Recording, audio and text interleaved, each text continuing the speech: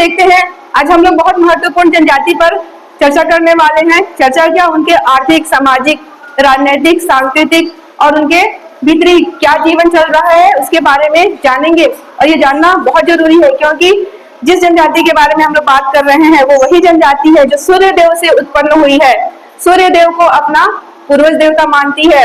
और उनके इस एग्जाम में बहुत बार आ चुका है कि सूर्य देव किसके आराध्य देवता हैं। तो इसको जानने के बाद उस आंसर को आप अच्छे से बना सकोगे। ये वही जनजाति है जो जंगलों में एकदम वंचर की स्थिति में है और आज वो अपनी प्राथमिकता के साथ आज भी चल रही है, उनमें ज्यादा कोई फोल्डनेस नहीं आया है, आज भी अपनी चीजों पे अटल है वो। तो चलिए हम देखते हैं वो जनजाति कौन सी है।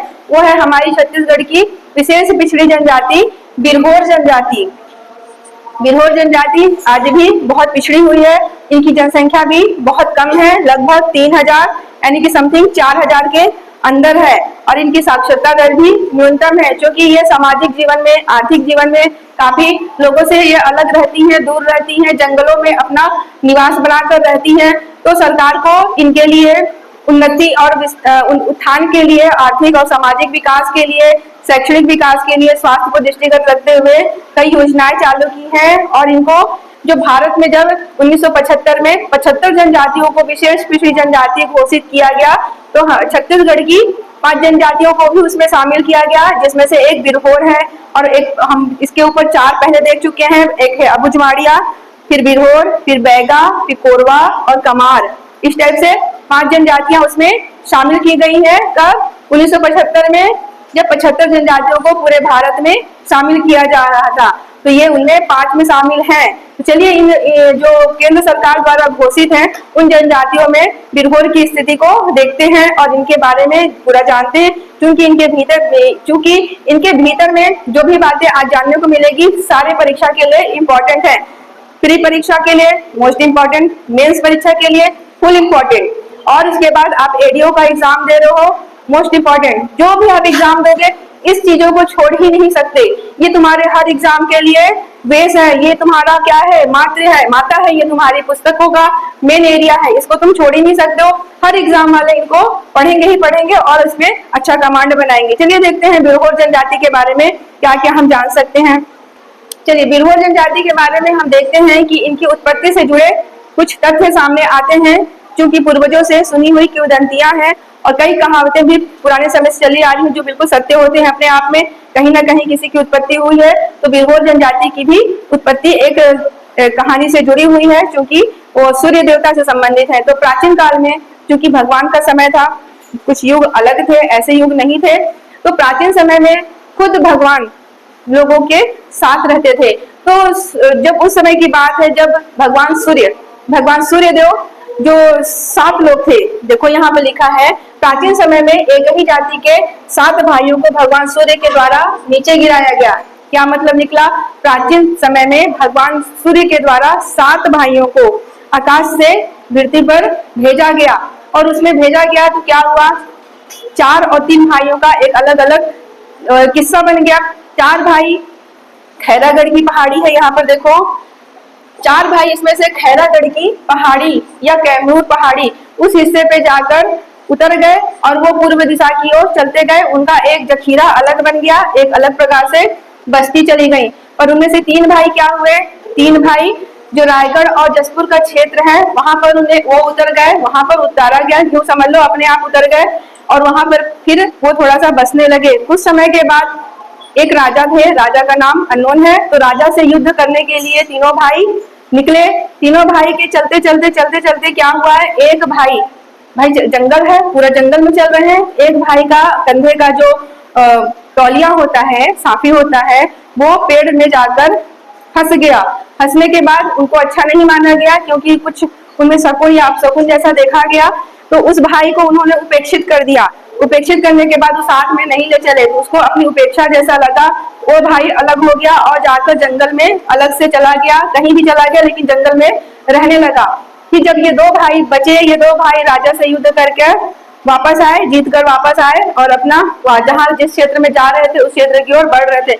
वापस में देखिए कि जिस भाई को जो साफी था उसको अलग कर दिए थे, वो भाई क्या कर रहा था, रस्सी बना रहा था। बिरहोर में रस्सी बनाया जाता है आज भी। तो वो भाई रस्सी बना रहा था, रस्सी देकर उसको और तिरस्कार कर दिए, तो रस्सी ही बनाता है करके इस टाइप से बोल दिए। वो भाई उस समय बोल दिया, अब तो मैं नहीं माना हूं, अब मैं तो का भाई नहीं मानू। तय मौके वो समय भी बोले रहे कि तेरे को सांपी फंस गई से तोड़, अब तू जा अलर्ट हो जा।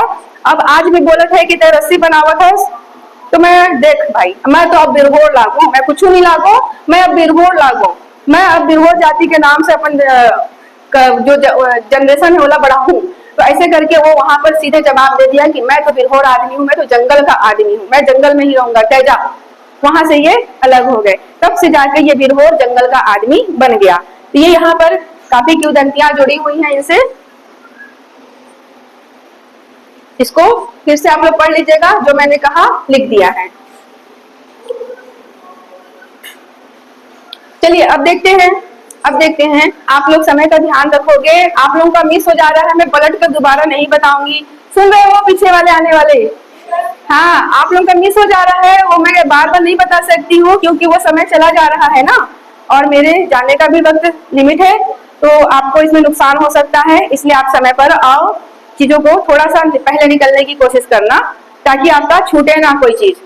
चलिए देखते हैं कि इनका निवास कैसा है, भारत में निवास कहाँ पर देखा जाता है। तो बताओ छत्तीसगढ़ में, तो बताओ भारत में सबसे ज्यादा जनजातियां कहाँ निवास करती हैं? बस आंसर निकल कर आ गया, जहां पर सारी जनजातियां निवास करती है। जो जनजातियों के निवासियों की दृष्टि से प्रथम स्थान पर है वो है मध्य प्रदेश। मध्य प्रदेश में सारी जनजातियां बहुत सारी रहती हैं और वो प्रथम नंबर पे है। उसके बाद छत्तीसगढ़ आता है, फिर उसके बाद थोड़ा सा बिहार आता है, और भी छुटपुट रहती हैं, पर संकेंद्रण थोड़ी सी कम है सब जगह, लेकिन देखो रहती तो सभी जगह है। तो उसको मान लो कि ऐसा नहीं कि है 3 जगह के अलावा और नहीं मिलेंगी, रहती हैं, थोड़ी रहती हैं। तो देख रहे हो मध्य प्रदेश, छत्तीसगढ़, बिहार और झारखंड इसमें बहुत इंपॉर्टेंट हो जाता है। झारखंड का जो क्षेत्र है वो बिरहोर जनजातियों का प्रारंभिक निवास स्थान है। जो 4 भाई अलग हो गए थे वो इसी पूर्व दिशा की ओर थे, तो झारखंड उनका मेन स्थान हो जाता है। झारखंड में देखोगे इसे इसे किस नाम से पुकारा जाता है? झारखंड की खाना बदोश जनजाति के नाम से पुकारा जाता है, क्योंकि जंगलों में वहां भी ऐसे ही रहते हैं। तो इनका एक उपनाम हो जाएगा झारखंड की खाना बदोश जनजाति। अब देखो ये झारखंड में कहाँ रहती है? रांची, हजारीबाग और सिंहभूम।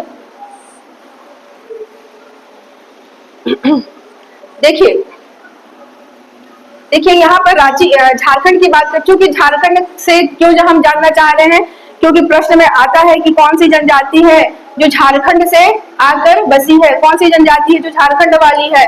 तो आप यहाँ पर बिरहोर आंसर लोगे, झारखंड से पूरे इधर से आने लगे थे ये लोग। तो झारखंड में यहाँ पर रांची में ज्यादा रहती हैं, और ये देखो सिंहभूम यहाँ पर दिख रहा है, ये वेस्ट सिंहभूम, ईस्ट सिंहभूम पहले सब एक था। ये सारी चीजें पहले अच्छी से एक थी और उसके बाद थोड़ा थोड़ा इनमें डिवाइडेशन हो गया है। ये हजारीबाग देख रहे हो, यहाँ पर ये क्षेत्रों में बिरहोर जनजाति निवास करती हैं। बैठ जाओ, सब आगे हो गए कि और कोई आने वाला है? समय पे आओ, जो मैंने बता दिया बहुत काफी इंपॉर्टेंट चीज बताई है, देख लेना बाद में, क्योंकि अब रिपीट नहीं कर सकते हैं ना, समय चला जाता है ऐसे में। तो देखो यहाँ पर ये सिंहभूम का जो क्षेत्र है, रांची का जो क्षेत्र है और हजारीबाग का क्षेत्र है, ये पूरा एरिया मिलाकर यहाँ पर बिरहोर जनजाति रहती है। और बिरहोर जनजाति जो ये क्षेत्र है कहाँ पे है? छत्तीसगढ़ के, याद करो, छत्तीसगढ़ के उत्तर और पूर्व के हिस्से पर ये झारखंड लगा हुआ एरिया है। चलो मैं मैप से देख लेते हैं। कुछ भी यहाँ पर छूटने वाला मैं काम नहीं करूंगी, सारी चीजें क्लियर करूंगी। प्रश्न कैसे भी आएगा दिमाग में रखोगे, पूरा याद आ जाएगा। देखो ये यहाँ पर छत्तीसगढ़ है, ये छत्तीसगढ़ है, यहाँ पर पूरा मध्य प्रदेश है, एमपी। बिरहोर जनजाति के मामले में एमपी बहुत बड़ा एरिया है, ये पूरा मध्य प्रदेश ही जनजातियों के निवास स्थान के नाम से जाना जाता है। जनजातियों के लिए बहुत बड़ा स्टेट है ये, और जनजातियों के लिए अव्वल नंबर पे है। जैसे सोयाबीन में अव्वल नंबर देखते हो, सोयाबीन में प्रथम स्थान पर कौन है? तो मध्य प्रदेश है, लेकिन जनजातियों के मामले में भी मध्य प्रदेश पहले स्थान पर है। तो यहाँ पर देखो ये हो गया छत्तीसगढ़ सीजी, यहाँ पर तुम्हारा झारखंड है, यहीं पर तुम्हारा रांची है, यहीं पर तुम्हारा सिंहभूम है और यहीं पर तुम्हारा हजारीबाग है। तो यहाँ के एरिया में देख रहे हो, यहाँ से जो जनजातियां थी पूरा इस तरफ चलकर आती थी, चूंकि उनको अच्छा लगा होगा छत्तीसगढ़, यहाँ उनको रहने का परिवेश मिला होगा, तो वहां से उठकर ये यहाँ पर आकर बस गई। और कहाँ बसी? यहाँ पर जो जसपुर का क्षेत्र है वहां पर बसी, क्योंकि बॉर्डर है यहाँ पर दोनों का। बॉर्डर बहुत इंपॉर्टेंट होता है किसी भी चीज के लिए। और यहाँ पर जो रायगढ़ है यहाँ पर बसी। तो ये झारखंड से आकर जसपुर के एरिया में बसी, सीमाओं में बसी या पहाड़ी क्षेत्रों में बसी। मैदानों में हिस्सा में नहीं आएंगी ये, क्योंकि इनको जंगल ही पसंद है। तो यहाँ के पहाड़ी हिस्सा में और ये रायगढ़ के पहाड़ी हिस्सा में निवास करने लगी। और इनकी जनसंख्या कितनी है? लगभग 3000 या 4000। अब देखो आगे, जसपुर और रायगढ़, इसको याद रख लेना।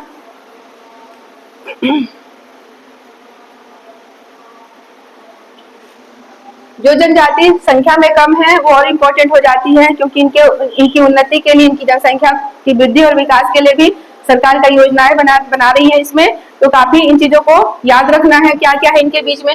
अब देखो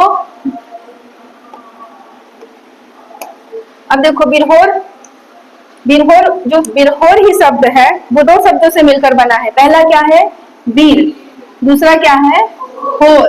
तो ये जो यहाँ पर बीर और होर का अर्थ अभी देखेंगे, उससे पहले हम जान लेते हैं कि बिरहोर शब्द की उत्पत्ति मुंडारी भाषा के दो शब्द बीर और होर से हुई है। इसको एक लाइन में याद रखना कि किस भाषा से हुई है, तो मुंडारी भाषा से हुई है। एक अलग फैक्ट मिला यहाँ पर जो बहुत जरूरी है। तो बिरहोर शब्द की जो उत्पत्ति हुई है वो मुंडारी भाषा के दो शब्द बीर और होर से हुई है। तो इसको बहुत अच्छे से याद रखना। और उसके बाद देखते हैं बीर का अर्थ। जो हम बीर देख रहे हैं और होर देख रहे हैं, उसमें बीर का अर्थ क्या होगा? बीर का अर्थ होगा जंगल या वनचर। बीर का अर्थ होगा जंगल या वन हो जाएगा। अब देखो यहाँ पे होर का अर्थ क्या है? होर का अर्थ होता है आदमी या वंचर। यहाँ पर देख लो, होर का अर्थ होता है आदमी या वंचर।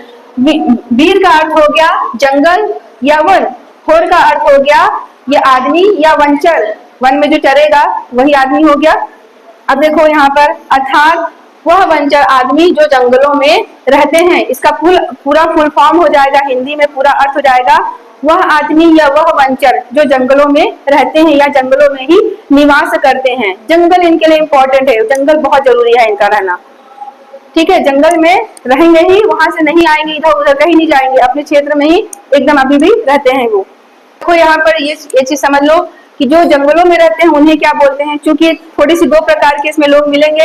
एक तो सीधे सीधे जंगल में रहते हैं, वन में ही रहेंगे, वहां से हटेंगे नहीं, उनको क्या बोला गया।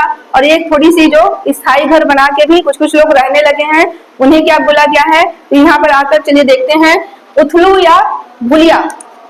शब्दों को पकड़ना, शब्दों को जैसा लिखा है वैसे ही याद कर लेना।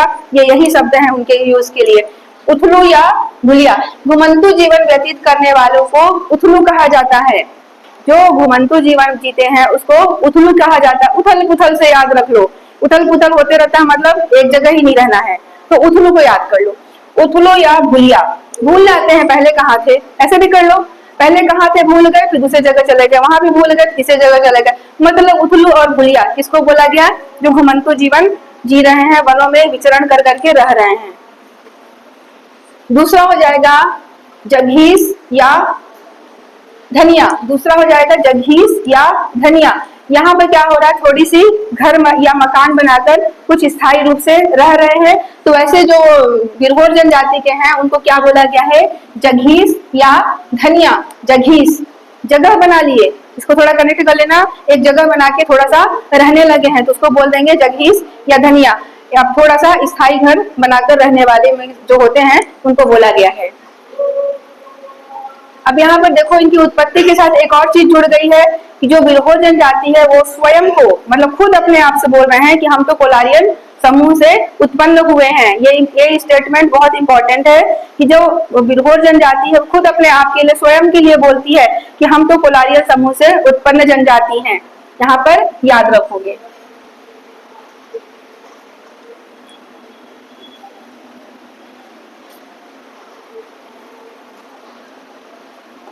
अब देखो यहाँ पर एक आता है प्रोटो ऑस्ट्रेलाइड जनजाति समूह में आते हैं। जो बिरहोर जनजाति है वो प्रोटो ऑस्ट्रेलाइड समूह में आते हैं। हमने शुरू में देखा था कि छत्तीसगढ़ की जनजातियां अधिकतर किस में आती हैं, प्रोटो ऑस्ट्रेलाइड समूह में आती हैं, क्योंकि ये ऑस्ट्रेलियाई समूह से मिलता जुलता है। तो इनकी जो शारीरिक बनावट है, इनका जो रहन सहन है और शारीरिक नाक नक्शा, जो भी इनका गठ और कद हो रहा है, जो भी हेयर है, वो सब किससे मिल रही है, ऑस्ट्रेलिया की प्रजातियों से मैच खाती हैं। इसलिए इनको बोला गया है प्रोटो ऑस्ट्रेलाइड। ये वहां से मैच खाती हैं, इस वजह से बोला गया है। इनकी शारीरिक बनावट के मैच खाने की वजह से इनको बिरहोर को बोला गया है प्रोटो ऑस्ट्रेलियाइड समूह के हैं करके। अब देखो इसमें भाषा परिवार, अब ये साक्षरता दर चलो देखते हैं। साक्षरता दर इनकी कितनी है, 31.7%। 31.7%, बहुत कम है इनकी साक्षरता दर। तो साक्षरता दर को देखना है, इसमें काफी कम आ रहा है 31.7%। जनसंख्या, इससे पहले हमने देखा था जनसंख्या की रैंक जब देखे थे तो इनकी जनसंख्या बिरहोर की कितनी हो जाएगी, 3490। सबसे बड़ी जनसंख्या कौन सी हो गई, बैगा हो गई। उसके बाद हो जाएगी पहाड़ी कोरवा,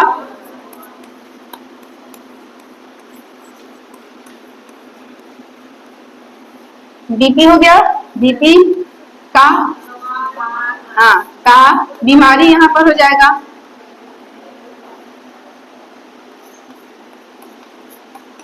मैंने भी पहले कोड ही लगाया, उसके बाद मैं लिख लूंगी, इस तरह से मुझे याद हो चुका है, ऐसे याद हो जाएगा। पी से पहाड़ी को रो हो गया, क से कमार हो जाएगा और अ से हो जाएगा अबुझमाड़िया,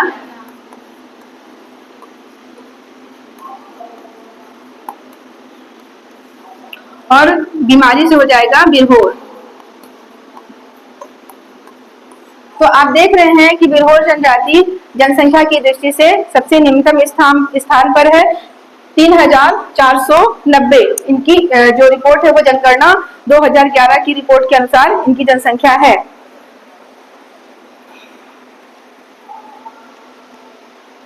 अब इनकी बोली एक होती है, बिरहोर की बोली बिरहोरी हो गई, लेकिन एक और नाम से इसे पुकारा जाता है, वो है होड़कू। खिलाते होंगे होड़कू,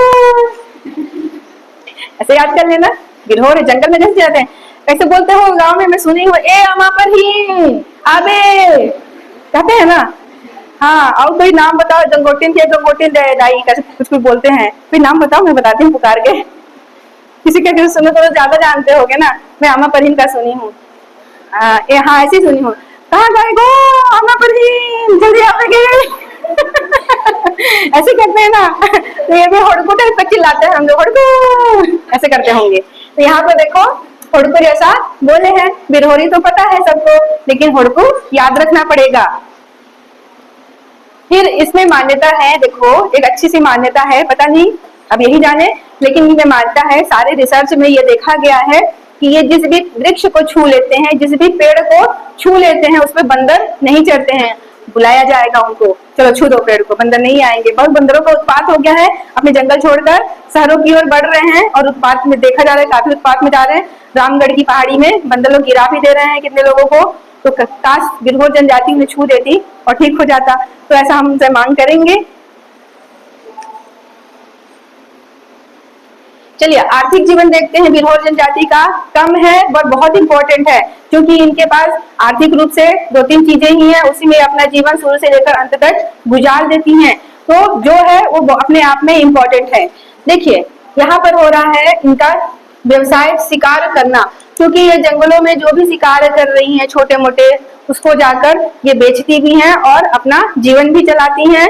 और जो वहाँ पर खाद्य पदार्थ मिल रहे हैं जंगलों में, जो भी इनका खाद्य पदार्थ है, देखते होंगे कुछ ऐसी ऐसी जड़ी बूटियां लाकर बेचते हैं गांव से निकलकर शहर में, कुछ कुछ ऐसे चीजें लाकर ये बेच भी देती हैं, जिससे इनका जीवन चलता है। परसा का पत्ता देखे हो, दोना बनाते हैं, हाँ, तो परसा का पत्ता देखो वहाँ जंगलों से लोग लाते हैं, तोड़ तोड़ कर महुआ का बीज उठाकर बिन कर लाते हैं। वो तो फ्री है, क्योंकि जंगलों के उत्पाद है और ये वहां पे रहने वाले हैं, अपना ले लेते हैं, दिन कर दिन भर मेहनत करते हैं, परसा का पत्ता तोड़ के लाएंगे, उसको दिन भर दोना बनाते हैं। तो क्या लगा, कुछ नहीं लगा, लेकिन क्या लगा, मेहनत लगा। छोटी छोटी चीजों से अपना जीवन चला रहे हैं। और यही देखो शहरों में बहुत इंपॉर्टेंट भी है, इन छोटी चीजों से लोग अपना बड़ा बड़ा कार्यक्रम संपन्न कर रहे हैं। भोज, विवाह भोज, मृत्यु भोज, हर प्रकार के चीजों में पत्तल उत्तल सब यूज हो रहा है। तो ये काफी अच्छा भी है इनका मेहनत।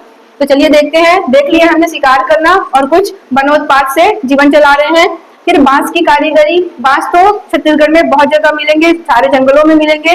तो हर जनजाति बांस का कार्य जरूर करती है, कुछ ना कुछ उसके प्रोडक्ट बनाएगी, अपने घर में भी यूज करेगी और इससे कुछ बनाकर बेच देगी। जैसे झाड़ू हो गया, चटाई हो गया, कुछ डलिया हो गया, दौरी हो गया, ये सब चीजें शादी विवाह में भी तो काम आती है और शहरों में भी काफी इसकी पूछ परख है। तो ये सारी चीजें बेच भी देते हैं और इनको कुछ आय हो जाता है और जिससे इनका जीवन चल जाता है। बिरहोर में बांस का कार्य को याद रखना कि बिरहोर जनजाति बांस का कार्य करती है, क्योंकि जंगलों में तो रहती है, जंगल में बांस मिला अच्छे से इनको। चलिए देखते हैं फिर इनका जो है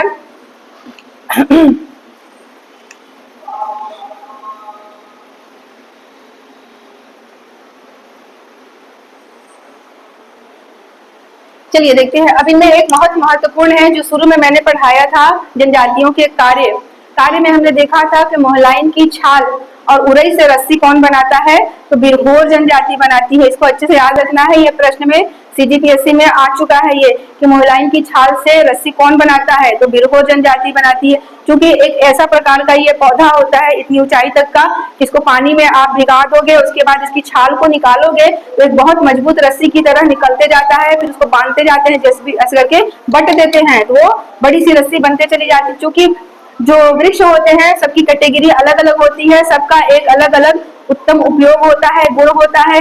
कुछ वृक्ष होती हैं जो गुणकारी होती हैं, रोगों के निदान के लिए होती हैं, कुछ वृक्ष कुछ अलग पहचान के लिए होती है। तो ऐसे ही है मोहलाइन का छाल, इससे क्या कर रही है, ये रस्सी बना रहे हैं। देखो यहाँ पर ये रस्सी बट रही है, सफेद रंग की रस्सी बना रही है। ये देखो ये रस्सी बनकर तैयार हो गया है। तो देखो काफी दिन भर लगे रहते हैं इनके घर के जो लोग होते हैं, बुजुर्ग होते हैं। और ये रस्सी बहुत मजबूत होती है।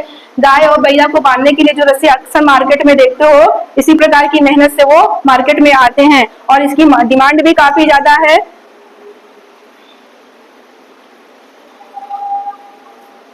अब देखिए सामाजिक जीवन में कुछ शब्दों को जानने को मिलेगा जो शब्द काफी महत्वपूर्ण है। चूंकि बिरहोर जनजाति की संख्या कम है लेकिन उनकी चीजें उतनी ही इंपॉर्टेंट हो जाती हैं इन सब चीजों में।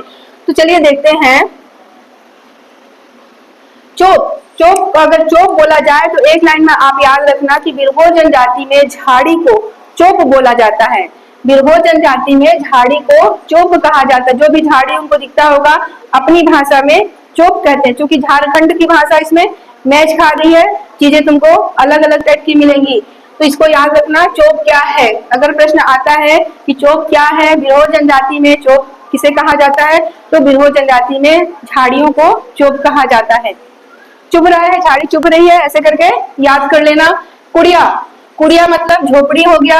आज भी कुड़िया कहीं कहीं उपयोग होता है बोलने में। तो बिरहोर जनजाति में स्पेशल बोला जाता है झोपड़ी को कुड़िया।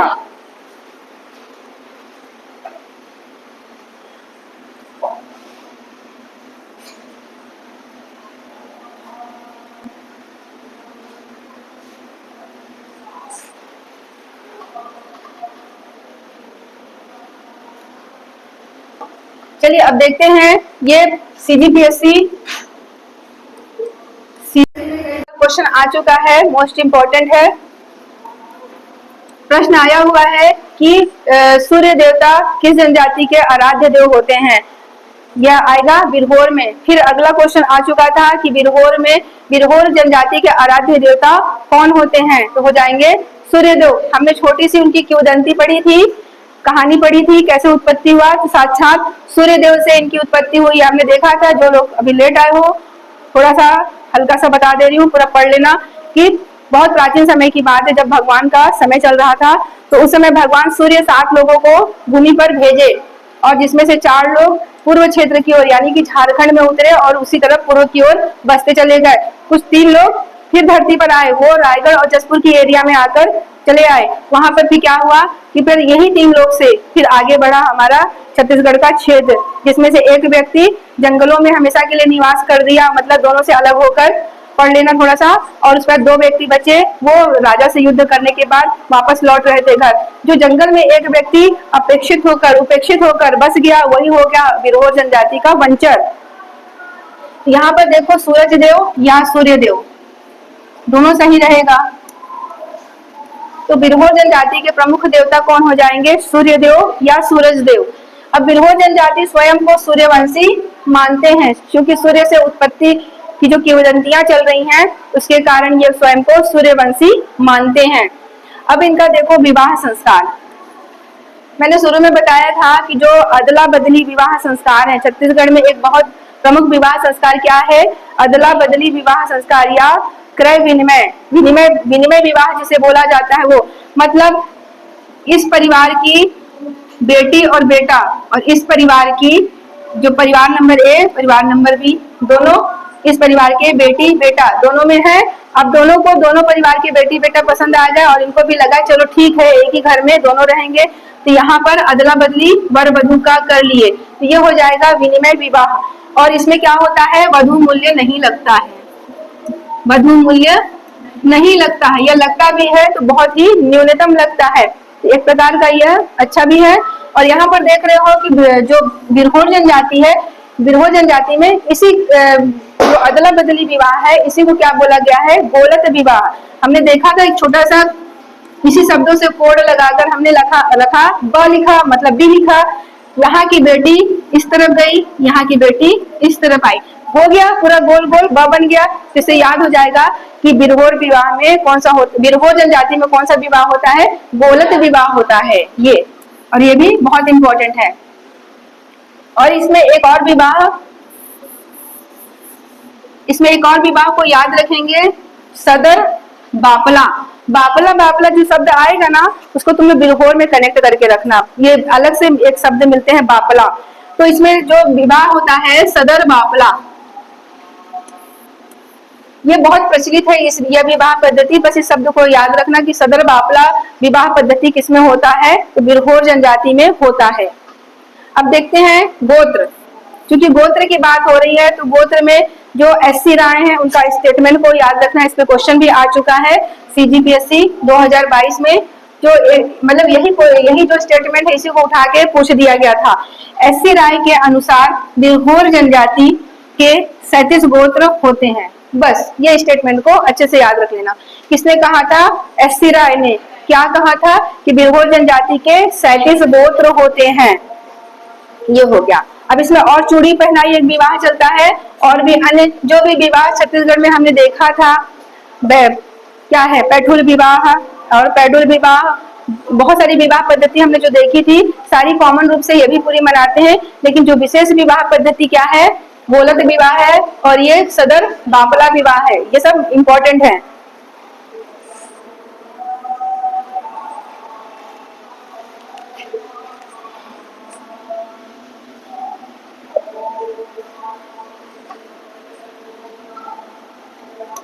चलिए अगला देखते हैं ढेरहा। ढेरहा, ढेरहा को याद रखना है। ढेरहा क्या होता है? बिरहोर जनजाति में जो ये पुजारी होते हैं, विवाह संपन्न कराने वाले जो पुरोहित होते हैं उसको बोलते हैं ढेरहा। ढेरहा पंडित बोलते, पंडित नहीं लगाते हैं हम लोग, सिर्फ ढेरहा बोलते हैं। तो बोलेंगे कि चलो शादी फिक्स हो गई से गा, तुहर घर और हमारे घर के शादी फिक्स हो गई से, चलो ढेरहा ला, खबर करा, पूजा कराही। अब ऐसे करके ढेरहा को बुलाते हैं, मतलब विवाह को संपन्न कराएगा। अब कौन कराएगा? ढेरहा। ढेरहा, इसको याद रखना। अब यह इस जनजाति में छठी का कार्यक्रम 6वें दिन न मनाकर 7वें दिन मनाया जाता है, 7th डे में मनाया जाता है। अक्सर छठी में बात ही लगा हुआ है कि 6वें दिन मनेगा, लेकिन ये 7वें दिन मनाते हैं। इस चीज को देख लेना, याद कर लेना है। पाहन, पाहन भी बहुत महत्वपूर्ण है। पाहन कौन होते हैं? तंत्र मंत्र के जो जानकार होते हैं, जैसे बैगा लोग होते हैं, तंत्र मंत्र के जानकार को बोला जाता है पाहन। तो पाहन को चलो याद करा देती हूँ। पाहन क्या है? पाहन को पाषाण समझ लो, पत्थर। पाहन को पाषाण समझ लो, बड़ा बड़ा, है ना। अब बिरहोर है, हम देख रहे हैं बिरहोर के बारे में। तो वीर लोग ही बड़ा बड़ा पाहन उठाते हैं। ऐसे करके इसको याद कर लेना। पाहन कौन उठा रहा है? तो वीर लोग उठा रहे हैं। तो जो वीर है वो पाहन को उठा लेता है। इस तरह से इसको याद कर लेना है। अब इनके में युवागृह है। युवागृह हमने देखा था छत्तीसगढ़ में कई प्रकार के युवागृह थे जो मुड़िया में घोटुल घोटुल युवा गृह था, और उसके बाद उरांव में धूमकुरिया युवा गृह था। भूल गए हो क्या? याद है ना? क्या मैंने कहा पहले? जो मुड़िया है उसमें कौन सी है? चलो लिख कर देख लेते हैं एक बार, यहाँ पे मैच हो जाएगा। तो मुड़िया में कौन सा युवा गृह आया? घोटुल।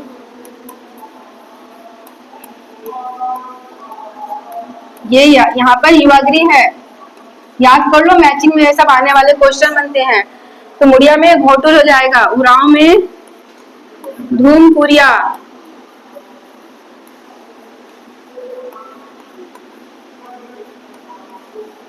और उसके बाद हमने देखा था बिरहोर। बिरहोर में हो जाएगा, यही वाला हो जाएगा गितोना।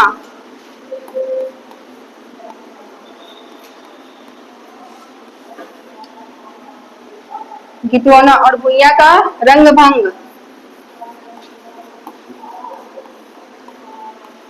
रंग भंग, भंग कर लो, रंग भंग। और धसरवासा किसका था? भारिया का था। कैसे याद करो, ये सब जरूरी है। और भारिया का था धसरवासा। मैंने याद कराया था ना, जो भारी चीजें होती है धस जाती हैं, उससे याद करके रखना है, ये सब चीजें भूलना नहीं है। तो भारिया का होगा धसरवासा। और भुइया का मैंने कहा था, भुइया रंगीन है, तो भुइया का रंग भंगा। देखो धरती पर हरा रंग है, आकाश में नारंगी कलर है, जब सूर्य अस्त होता है तो कलर ही तो बनता है, पानी का कलर नीला है, सब भुइया के ही तो भाग है। तो भुइया का रंग भंग हो जाएगा। और बिरहोर का यहाँ पे हो जाएगा गीतियोना। कैसे याद किया था हमने? वीर गीत।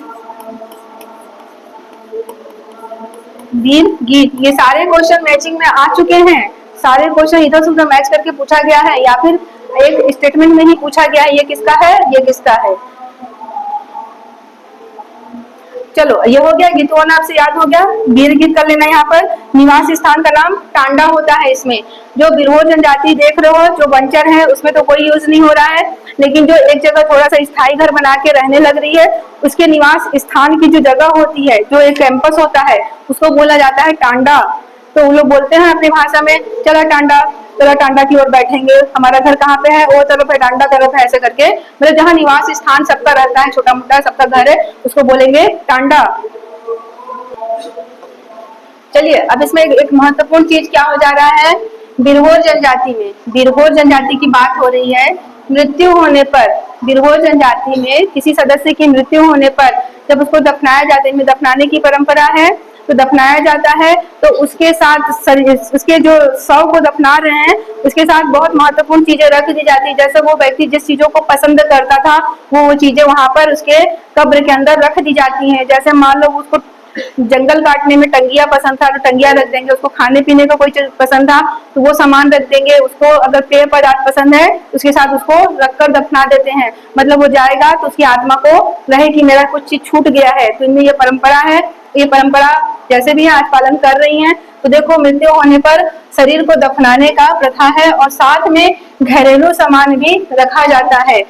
कभी कभी लगता है ना कि कुछ अधूरा छूट गया है जीवन में, तो नहीं, मर गए हैं फिर भी उनके साथ वो चीजें दे दी जाती हैं कि आत्मा मतलब भटके ना उनकी, और उनको तृप्ति मिलता रहे, तो वो उनके साथ दफना दी जाती हैं। अब देखो इनका ये तो हो गया इधर कंप्लीट। अब देखते हैं राजनीतिक जीवन। राजनीतिक जीवन में पढ़ते समय हमने पढ़ाया था पंचायत प्रमुखों का नाम, वहां पर एक बार और रिपीट हो जाएगा, चलो दोबारा याद हो जाएगा। तो पंचायत प्रमुख को बोला जाता है मालिक। मैंने कहा था कि मालिक कैसे याद करोगे, तो यहाँ पर बिरहोर लगा है, और यहाँ इनका पंचायत प्रमुख हो जाएगा मालिक। मैंने याद कराया था कि जो मालिक होता है वो भोर में ही जल्दी उठता है। इसमें भोर का फील हो रहा है, भोर शब्द का आ रहा है, तो मालिक भोर में उठता है। देखते हो अपने घर के जो मेन मालिक होते हैं जल्दी उठते हैं, उससे कनेक्ट करके याद हो जाएगा। और उसके बाद इसमें पुस्तक, एक प्रमुख पुस्तक लिखी गई है द बिरहोर। द बिरहोर किसने लिखा है? एस.सी. राय ने, शरद चंद्र राय ने। देखो इसको भी हमने याद कराया था, बिरहोर से ही, बिरहोर का हो जाएगा राय। राय जी को याद रखो, बिरहोर में राय जी को याद रखो, तो भोर भोर में राय जी घूमने निकलते हैं, तो भोर से ये भी याद हो जाएगा कि बिरहोर में होता है। बिरहोर किसने लिखा है?